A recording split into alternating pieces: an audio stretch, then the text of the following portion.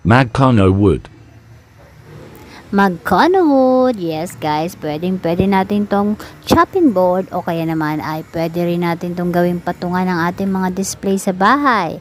Ayan guys, napakaganda po nito, napakakintab, napakakapal. Pwede yung 8 to 9 inches. Ayan guys, mamili lang kayo kung anong kapal ang gusto nyo. Kaya guys, check out na!